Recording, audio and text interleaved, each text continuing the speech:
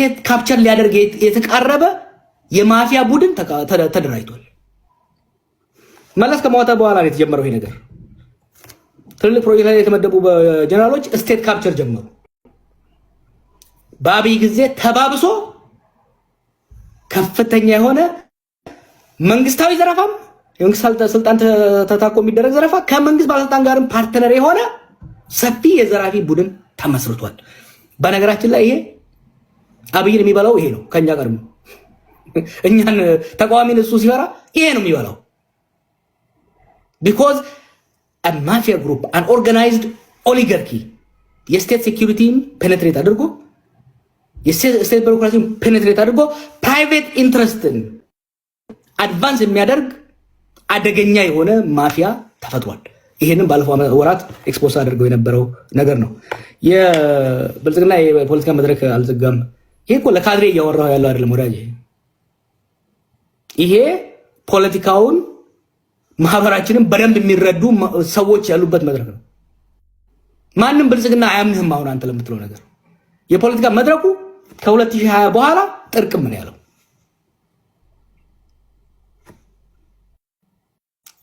ኦሮሚያ ውስጥ የተደረገው አፈና ኦኤልኤን ወለደ።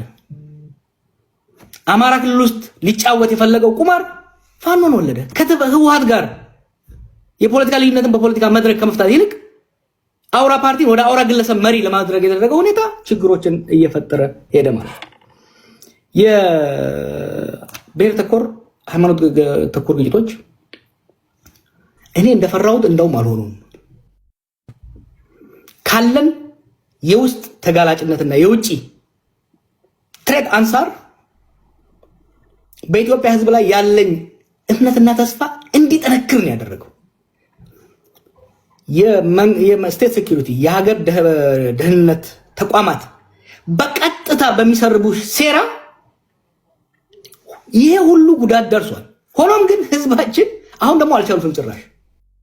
አንድ ኤግዛምፕል ልስጣችሁ።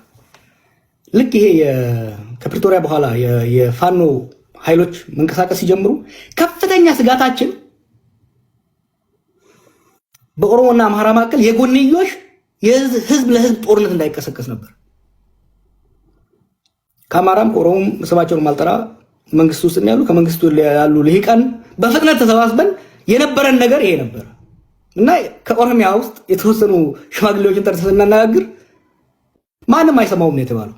ምን ሆነ? አንዱ የባለፈው ዓመታት ቀውስ ኢትዮጵያን የረዳው ነገር ምንድነው? it has had a humbling effect። ጦርነትን እስከ አፍንጫችን ስለተዋጋ ነው። ፕሮፓጋንዳን እስከ አፍንጫችን ስለለጠጥ ነው።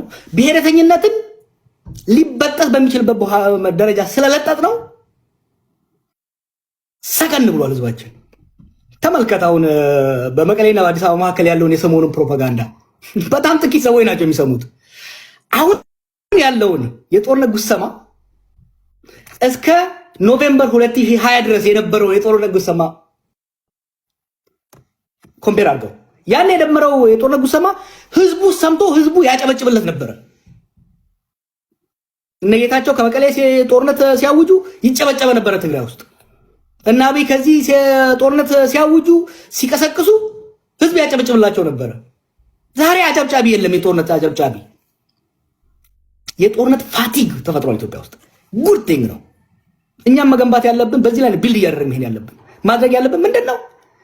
ይሄ ህዝባችን ውስጥ የገባው ምክንያቱም ህዝብ የጦርነትን ሮማንቲሳይዝ የማድረግ የበለው ጣለው ዘመቻ ምን ያህል ችግር ውስጥ ሞት በየቤቱ ገባ። ድሮ ጦርነት በኤርትራ በረሃ፣ በሐረርጌ በረሃ፣ በኦጋዴን በረሃ ነበረ።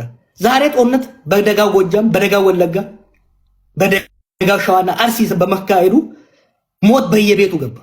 ታፍኖ መዘረፍ በየቤቱ ገባ። ያ ብቻ አይደለም። የጦርነቱ በኢኮኖሚ ላይ ያመጣው ጫና የኑሮ ውድነቱን